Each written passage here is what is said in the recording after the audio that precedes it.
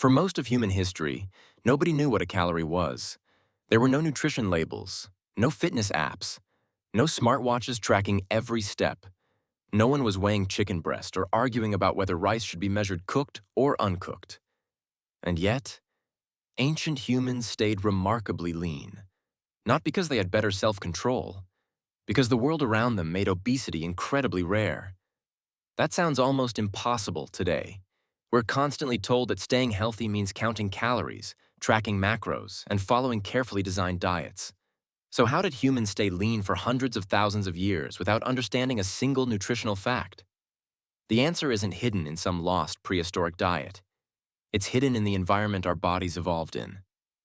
Let's start with one of the biggest myths about ancient humans. People often imagine them as constantly starving. But that's probably not true.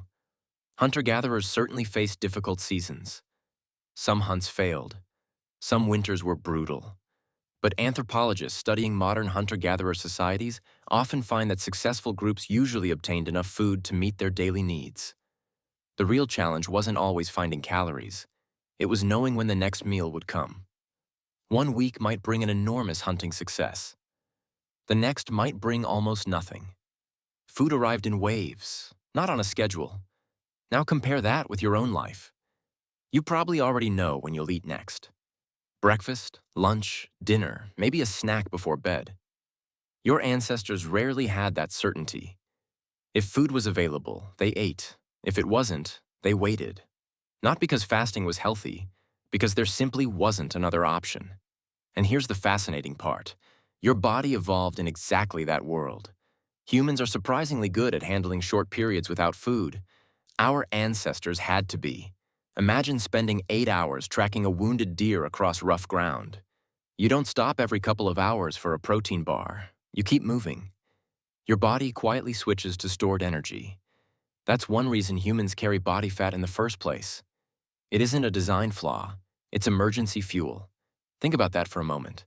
The fat your body stores today may be the result of adaptations that helped your ancestors survive countless unsuccessful hunts. Now let's talk about movement.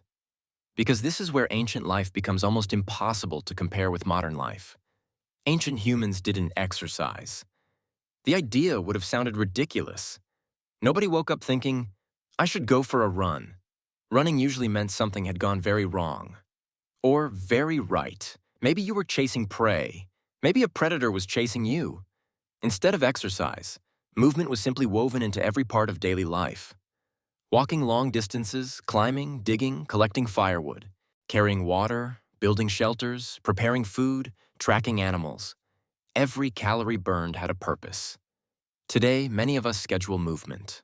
For our ancestors, movement wasn't something you planned, it was simply life. But here's something that surprised scientists. Hunter-gatherers don't necessarily burn dramatically more calories each day than modern office workers. That sounds impossible. After all, they're constantly moving. But studies of groups like the Hadza of Tanzania suggest the human body adapts remarkably well to regular activity. Instead of endlessly increasing calorie burn, your metabolism adjusts. The biggest difference wasn't necessarily how many calories they burned. It was how they burned them. Hours of walking, frequent lifting, constant changes in posture, very little prolonged sitting. Now think about a typical modern day. You might sit at a desk for 8 hours, drive home, sit while eating dinner, then spend the evening sitting on the couch. Ancient humans almost never experienced entire days like that.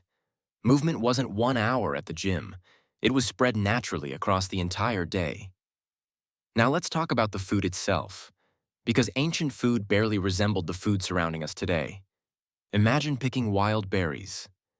They're smaller, less sweet, only available for a few weeks each year. Wild fruits contained far less sugar than many modern cultivated varieties. Many vegetables looked completely different too. Even the meat wasn't the same. Wild animals were generally much leaner than livestock raised through agriculture. And then there's everything that simply didn't exist. No potato chips, no soft drinks, no chocolate bars, no ultra-processed snacks scientifically engineered to keep you reaching for one more handful. Food required effort, sometimes enormous effort. Even gathering honey, the closest thing many ancient humans had to dessert, could mean climbing a tall tree while thousands of angry bees tried to drive you away. Calories weren't sitting on supermarket shelves. They had to be earned. And that single difference may explain far more about human weight than any diet trend ever could. Now here's another misconception. People often talk about the prehistoric diet as if every ancient human ate the same foods. But there was no single prehistoric menu. A family living along the coast might eat shellfish almost every day. People in dense forests relied on nuts, berries, mushrooms, and wild plants. Groups on open grasslands hunted large animals whenever they could. Others survived on roots, fish, insects, or whatever their environment offered. The secret wasn't eating one perfect diet. It was adaptation. Humans became one of the most successful species on Earth because we could survive almost anywhere. Our menu changed with the seasons. It changed with the weather. It changed with geography. And that's exactly why humans spread across nearly every continent long before supermarkets ever existed. Now here's something even more important. Ancient humans stopped eating when the food was gone. That sounds obvious, but think about how different your own environment is. Your refrigerator is a few steps away. Convenience stores stay open late. Food delivery can arrive in less than 30 minutes. For the first time in human history, millions of people are surrounded by food every hour of every day. Your brain never evolved for that. It evolved expecting uncertainty.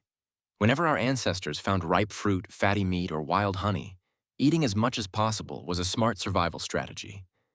Nobody knew when those foods would appear again. Those instincts never disappeared. The world changed. Our brains didn't.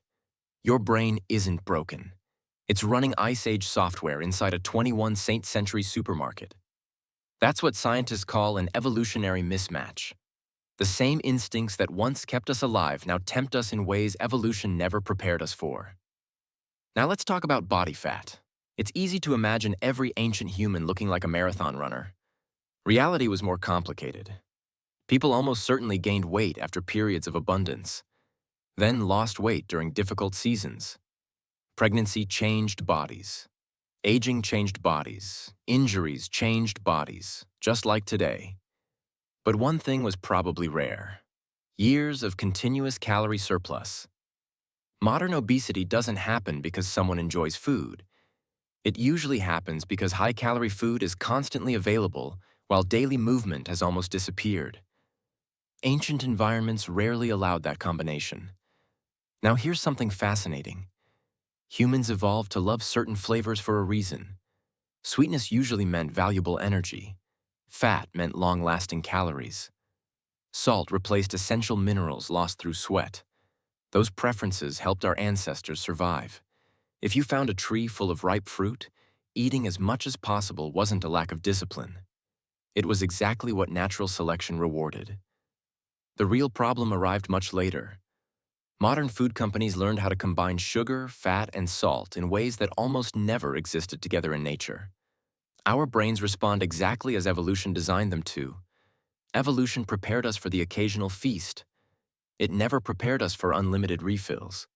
Now here's the biggest misconception of all. Ancient humans weren't healthier simply because they were thinner. Life was hard. People suffered broken bones, serious infections, parasites, dangerous childbirth, high infant mortality. Many never reached old age. We shouldn't romanticize prehistoric life. Modern medicine, clean drinking water, vaccines, and reliable food supplies are among humanity's greatest achievements. The goal isn't to live like a hunter-gatherer. It's to understand why the bodies we inherited sometimes struggle in the modern world. Because our biology was shaped over hundreds of thousands of years, our environment changed in just a few generations. That's an incredibly short time in evolutionary terms. So why did ancient humans stay lean without counting calories? The honest answer is, they didn't need to. Their environment counted for them.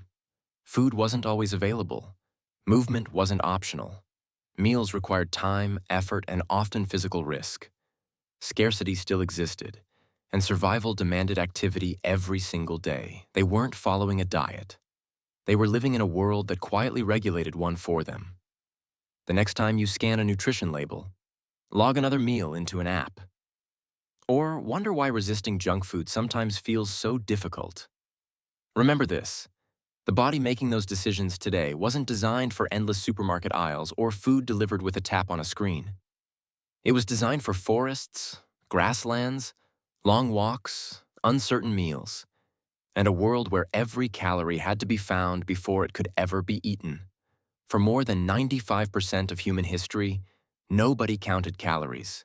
Yet the human body still learned exactly how to survive. Not because it understood nutrition, but because evolution had already written the rules long before humans ever gave them names.